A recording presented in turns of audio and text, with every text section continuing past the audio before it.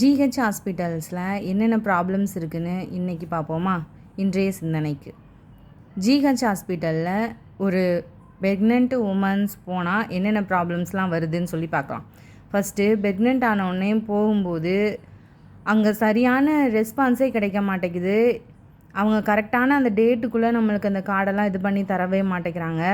அதுவும் weekly once அந்த ஒரே ஒரு நாளில் மட்டும்தான் அந்த ப்ரெக்னென்ட் லேடிஸ்க்கு பார்க்குறதுனால கூட்டம் அதிகமாக இருக்குது. அதனால் அந்த ப்ரெக்னென்ட் லேடிஸ்லாம் லைனில் நிற்க வேண்டிய நிலைமை ஏற்படுது. அது ரொம்ப நேரம் ஆகுது. காலையில் ஆரம்பித்து ஈவினிங் வரைக்குமே நீ வீட்டுக்கு ஆகிறதுக்கு ஈவினிங் ஆகுது. இதெல்லாம் நிறையா ப்ராப்ளம்ஸ் இருக்குது. அது மட்டும் இல்லாமல் நம்ம டெலிவரி டைமில் ஏதாவது இஷ்யூன்னு பக்கத்தில் இருக்கிற ஹாஸ்பிட்டல்ஸ் போனால் அங்கே தேவையான மருத்துவர்கள் இருக்கவே மாட்டேங்கிறாங்க. மருத்துவர்களே இல்லாத ஹாஸ்பிட்டலோட தான் இருக்குது. அப்புறம் நர்ஸுமே இருக்க மாட்டேங்காங்க நைட் டைமில். எங்கள் ஊர் பேரூராட்சி தான். ஆனால் அங்கே நைட் டைமில் நான் டெலிவரி அப்போ ஃபஸ்ட் பேபிக்கு போகிறப்போ நைட் டைமில் மருத்துவர் இல்லை. ஒரே ஒரு ஆள் கம்பவுண்டர்னு சொல்கிற அவங்க தான் செக் பண்ணி என்னை தேவையான வசதிகள் இல்லைங்கிறதுனால, மருத்துவரும் இல்லை, அப்புறம் கிரிட்டிக்கலான சுச்சுவேஷன், பனிக்குடம் உடஞ்சி பெயின் இல்லாதனால வேறு ஹாஸ்பிட்டல் திருநெல்வேலி ஹாஸ்பிட்டலுக்கு அனுப்பிச்சி விட்டாங்க. அங்கேயும் பார்த்தீங்கன்னா நிறையா ப்ராப்ளம்ஸ் நான் ஃபேஸ் பண்ணேன். அந்த ஸ்டிச்சிங்லாம் பண்ணுறப்போ அந்த இடத்துல மரத்து போகிற ஊசிலாம் போடாமல் இந்த கோணிப்பை தைக்கிற மாதிரி தைக்கிறாங்க. அதெல்லாம் ரொம்ப பெயின்ஃபுல்லாக இருக்குது. அதுவும் இல்லாமல் ஒரு காமாவே பேச மாட்டாங்க. ஒரு எரிஞ்சு விழுகிறாங்க. அந்த டெலிவரி டைமில் ரொம்ப அடிக்கிறது, அந்த மாதிரி சுச்சுவேஷன்லாம் பண்ணுறாங்க. சரின்னு சொல்லிவிட்டு சரி டெலிவரி ஆச்சு, வெளியில் வந்தோம். செகண்ட் பேபிக்கெலாம் பார்த்தீங்கன்னா எனக்கு டைம் முடிஞ்சிருச்சு. செகண்ட் பேபி தூத்துக்குடி ஹாஸ்பிட்டலில் பிறந்துச்சு குழந்த. அப்போல்லாம் பார்த்தீங்கன்னா எனக்கு டைம் முடிஞ்சிருச்சுன்னு அந்த ஆயமாக தான் ட்ரெஸ் மாற்றி விடுறாங்க. அந்த ஆயமாக ட்ரெஸ் மாற்றி விடாமலேயே போயிட்டாங்க. ஒரு நாள் நைட்டு ஃபுல்லாக நான் ட்ரெஸ்ஸு இல்லாமல் அந்த பெட்ஷீட்டை மூடி படுத்திருந்தோம். அந்தந்த கோணிப்பை தைக்கிற மாதிரி ஸ்டிச்சிங்லாம் ஒழுங்காக நேராகவே தைக்க மாட்டேங்கிறாங்க.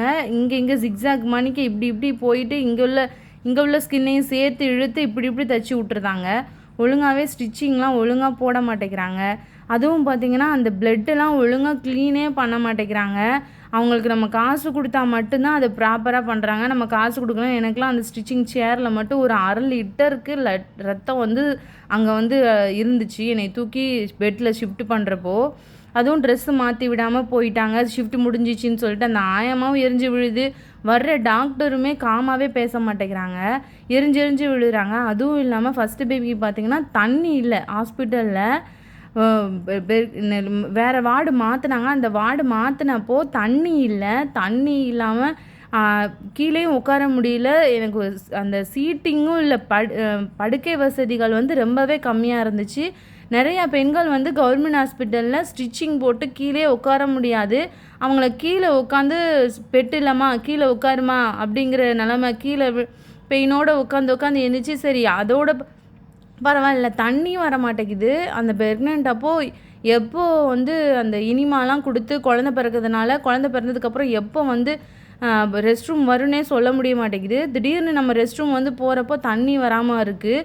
அங்கேருந்து இறங்கி நம்ம வேறு பக்கெட்டில் கோலிட்டு மேலே 2வது ஃப்ளோர் 3வது ஃப்ளோர் வார்டு இருந்துச்சுன்னா அங்கே கொண்டு வர வேண்டிய நிலமை தான் வருது. அந்த ப்ராப்பரான ஒரு இதே இருக்க மாட்டேங்குது. சரி எனக்கு ப்ரெக்னென்ட் லேடிஸ்க்கு மட்டும்தான் இந்த அப்படின்னு சொல்லி பார்த்தா வயசானவங்களுக்கும் இதே தான், முதியோர்களுக்கும் இதே நிலமை தான் வருது, குழந்தைங்களுக்கும் இதே நிலமை தான் வருது. பிளட் டெஸ்ட்லாம் எடுக்க போகிறப்போ எந்த வார்டு தெரியாமல் அலைய வேண்டிய சூழ்நிலை வருது. நம்ம அலைஞ்சி அங்கே கொண்டு போனாலும் அந்த வார்டு க்ளோஸ் பண்ணிடுறாங்க. க்ளோஸ்டு, நீங்கள் நாளைக்கு வாங்க அப்படின்னு சொல்லியிருந்தாங்க. அது மட்டும் இல்லாமல் நம்ம ஓபி ஷீட்டு வாங்கிறதுக்கு நிற்கிறோம் பாருங்கள் லைனு. அந்த ஓபி சீட்டு வாங்க லைனு நிற்கிறப்போ நின்றுட்டு நம்ம ஓபி சீட்டு வாங்கிட்டு டாக்டரை போய் பார்க்குறதுக்கு முன்னாடி டாக்டர் டைம் முடிஞ்சிச்சின்னு டாக்டர் க்ளோஸ் பண்ணி போயிருந்தாங்க. டைம் க்ளோஸ் ஆகிடுது டாக்டரை பார்க்குறதுக்கு. சரின்னு அலைஞ்சு செஞ்சு நான் மறுநாள் பார்க்குறப்பையும் அப்படி தான் இருக்குது. சரி முதியோர்களை நம்ம ஹாஸ்பிட்டலில் சேர்த்தா அவங்களுக்கு அந்த வீல் சேரில் தள்ளிட்டு போகிறது செய்கிறதுக்கு அதுக்கெல்லாம் காசு கொடுக்க வேண்டியது இருக்குது. சரி என்னால் முடியுது, நான் ஒரு 50, 100 to 150 கொடுத்துருதேன் அப்படின்னாலும் அதை கொடுக்க முடியாதவங்க என்ன பண்ணுவாங்க? சரி ஒரு இந்த கார்டு கொடுத்துருக்காங்க, அந்த கார்டு மூலமாக நம்ம பார்த்துக்கலாம் அப்படின்னு சொன்னாலும், அந்த கார்டில் ஒரே ஒரு பேமெண்ட்டு தான் ரூ. 2500 ரூ. 2500 ஒரு பேமெண்ட்டு தான் நாங்கள் வந்து அந்த கார்டில் போக முடியும். இன்னொரு ரூ. 2500 நீங்கள் வந்து கையிலேருந்து கட்டணும் அப்படிங்கிற சூழ்நிலை கவர்மெண்ட் ஹாஸ்பிட்டலில் சொல்கிறாங்க. இதில் இன்னும் நிறையா ப்ராப்ளம்ஸ் இருக்குது. இதெல்லாம் என்ன பண்ணுறது, எங்கே போய் சொல்கிறதுன்னு தெரில. ஒருவேளை ஆட்சி மாற்றம் வந்துச்சுன்னா கண்டிப்பாக இதை கன்சிடர் பண்ணி இங்கே பண்ணணுங்கிறத நான் ஒரு கோரிக்கையாகவே வைக்கிறோம் உங்கள்கிட்ட. இதில் நிறையா ப்ராப்ளம்ஸ் வந்து இந்த டெலிவரி டைமில் நிறையா ஃபேஸ் பண்ணுறாங்க. அடிக்கிறது, அந்த ஸ்டிச்சிங் அப்போ மயக்க ஊசி போடாமல் ஸ்டிச் பண்ணுறது, கோணிப்பை தைக்கிற மாதிரி தைக்கிறாங்க.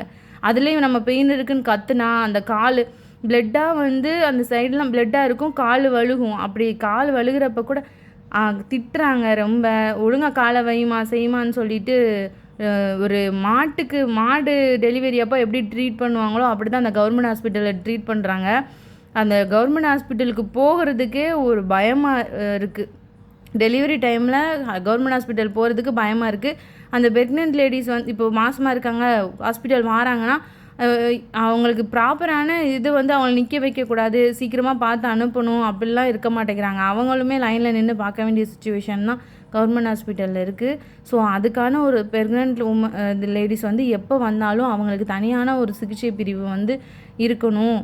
முதியோர்களுக்கு தனியாக இருக்கணும், குழந்தைங்களுக்கு தனியாக இருக்கணும், ஒழுங்கான படுக்கைகள் ப்ராப்பராக இருக்கணும். பாத்ரூம்லாம் ரொம்ப இதாக இருக்குது. கவர்மெண்ட் ஹாஸ்பிட்டலில் யூரின் செக்கப் கொடுத்தாங்கன்னா அது எடுத்து போகிறதுக்கு நம்ம வலியே விழுந்துருவோம் ப்ரெக்னென்ட் டைமில் போனால். அந்த அளவுக்கு ரொம்ப மோசமாக இருக்குது. அப்படி ஆளே இருந்தாலும் அவங்க க்ளீன் பண்ணுறதே கிடையாது. அந்த பாத்ரூமில் போனாலே நம்மளுக்கு நோயெல்லாம் தொற்று வந்துடும், அந்த அளவுக்கு இருக்குது. இல்லைன்னா அவுட்டரில் இருக்குது, போகிறதுக்கே பயமாக இருக்குது. ரொம்ப ஹாஸ்பிட்டல் இருந்துச்சுன்னா அது ரொம்ப தூரத்தில் ஊரை விட்டு அவுட்டரில் வச்சுருக்காங்க. அது போகிறதுக்கும் சிரமமாக இருக்குது. இது மாதிரி நிறையா ப்ராப்ளம்ஸ் வந்து இந்த கவர்மெண்ட் ஹாஸ்பிட்டல்ஸில் இருக்குது. அது மட்டும் இல்லை, அந்த கார்டில் முழு தொகையும் வந்து கார்டுன்னு ஒன்று கொடுத்துட்டாங்க.